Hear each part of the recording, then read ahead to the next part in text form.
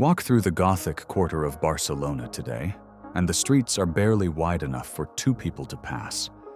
The stone walls press close on either side, dark and cool even in the summer heat. Tourists crowd the narrow lanes, cameras raised, marveling at the medieval architecture. But look down. Beneath the cobblestones and the cafe terraces, the ground holds something older. Roman walls, Roman columns, Roman lives, compressed into the earth like fossil bone. This city is over 2,000 years old. In that time, it has been conquered, burned, bombed, and silenced. Every time it came back, every single time. How does a city survive that? That is the story of Barcelona. The year is around 15 BC. The Roman general Marcus Agrippa, the same man who built the Pantheon in Rome, establishes a military colony on a small hill overlooking the Mediterranean. They call it Barcino. It is not grand, not yet. But the location is shrewd. The sea is close. Fresh water flows from the mountains. The Romans lay out their characteristic grid. A forum at the center. A temple to Augustus. 3 of its columns still standing today, hidden inside a medieval courtyard off Carrer del Paradís, a place most tourists never find. The walls that enclose Barcino are formidable, over 1 kilometer in circuit with 78 towers. Parts of those walls still stand today, embedded inside the buildings of the Gothic Quarter like bones inside a body. You can touch them. You can press your palm against stones that Roman soldiers once leaned against, watching the road for danger. Barcino grows slowly. By the 1st century AD, perhaps 5,000 inhabitants live inside those walls. Small compared to Rome, but productive. Grain, wine, and garum, the pungent fermented fish sauce Romans put on everything, flow out of its port. Then Rome falls apart. By 410 AD, the Visigoths have sacked Rome itself. Within 2 decades, they push into the Iberian Peninsula. Their king Ataulf makes Barcino his capital around 415. He marries Galla Placidia, sister of the Roman emperor, in a ceremony right here inside these walls. He is assassinated 1 year later, stabbed to death in his stable. The Visigoths stay for nearly 3 centuries. The bishop's seat is established where the cathedral stands today. The city is quieter than its Roman days, smaller, simpler, but it survives. Then the world changes completely. The year is 711. A Muslim army crosses from North Africa into the Iberian Peninsula. Within 7 years, they have conquered nearly all of it. Barcelona falls to the Moors in 717, a frontier town on the edge of their territory. The Franks come.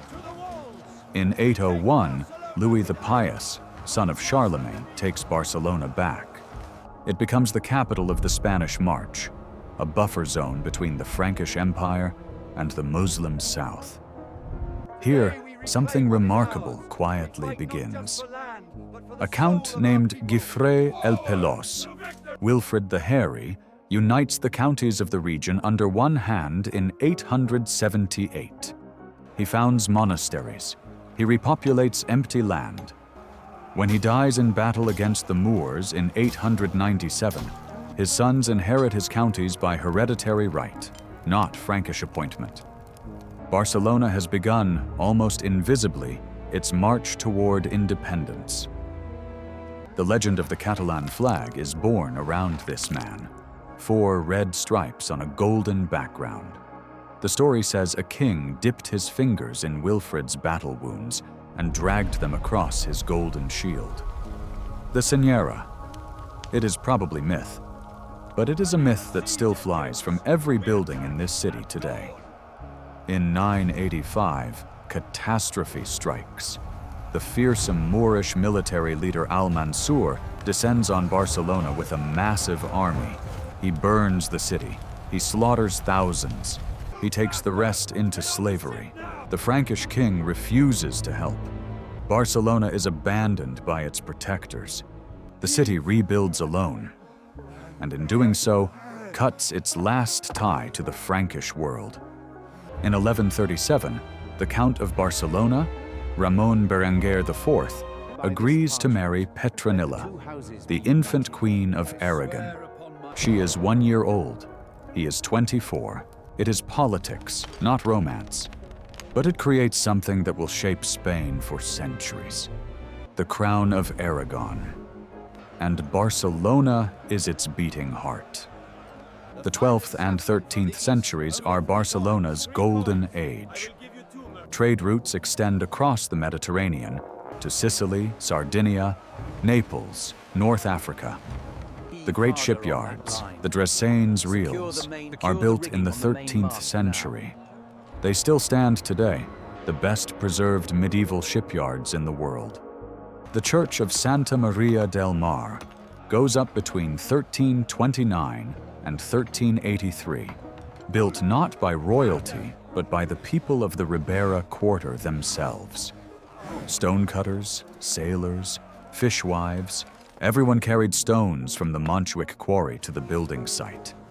Every day for 54 years, until the soaring Gothic arches were complete. Stand inside Santa Maria del Mar today and feel what they built. The columns are impossibly slender. The space between them impossibly wide. Light pours through rose windows in amber and gold. Ordinary people built it. But wealth attracts violence. In 1391, mobs attack Barcelona's Jewish quarter, the Call. Thousands are killed or forcibly baptized. One of the city's oldest communities is erased in days. Trade connections fray. The Black Death, which had already swept through in 1348, returns again and again. Barcelona is shrinking. Then comes 1469. Ferdinand of Aragon marries Isabella of Castile. Spain is born. But for Barcelona, this is not a triumph. It is a displacement. The center of power shifts west to Castile, to Madrid. The Atlantic trade opened by Columbus in 1492, routes that make Seville fabulously rich, bypasses the Mediterranean entirely.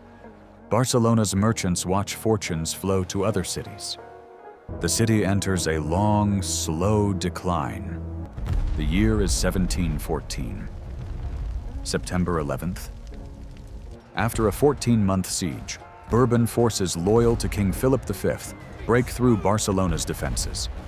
The city has been fighting for its ancient rights, its constitutions, its identity. It loses. Philip V abolishes the Catalan institutions. He bans the Catalan language from official use. He tears down an entire neighborhood, thousands of homes, to build a massive military fortress whose cannons point inward at the city itself. Not at enemies, at Barcelona. September 11th is still Catalonia's national day. Not a celebration, a remembrance. But Barcelona is not finished. The 19th century brings the Industrial Revolution, and Barcelona embraces it with hunger. Textile factories rise, steam engines roar, workers pour in from across Spain. By the 1850s, Barcelona is the most industrialized city on the Iberian Peninsula. The old city walls are torn down. The city cannot breathe inside them anymore. In 1859, a new neighborhood is designed to absorb the growth. Ildefons Cerda draws a grid of perfect octagonal blocks and wide boulevards. He calls it the Example, the extension, one of the most ambitious urban planning projects in history. Into this expanding city walks an architect with a divine obsession. Antoni Gaudí arrives in Barcelona as a student and never truly leaves. He designs the Palau Güell, the Parc Güell, the Casa Batlló, the Casa Milà. Buildings that look organic, alive, as if they grew from the earth rather than being built upon it. And then there is the Sagrada Familia, the great temple he takes over in 1883 and devotes the rest of his life to. Stone towers that spiral like stalactites toward the sky.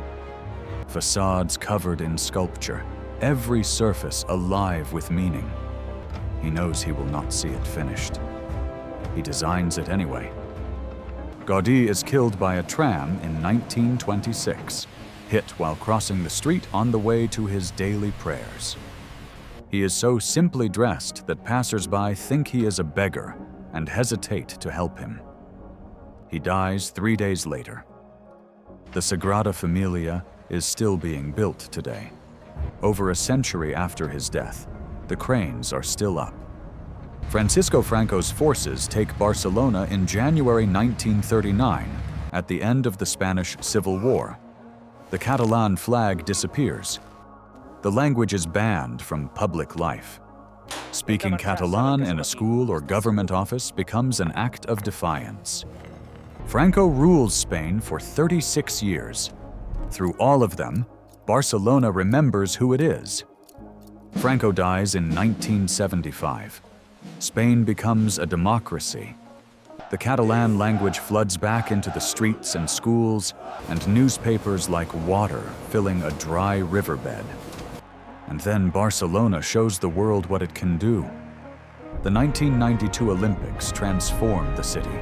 The waterfront, long blocked by industrial rail lines, is opened to the sea. The beaches are cleaned and extended. Montjuic, the old fortress hill above the harbor, is refashioned into open sky. The world watches Barcelona and falls in love. Today, over 1.6 million people live within the city, 8 million more in the greater metropolitan area.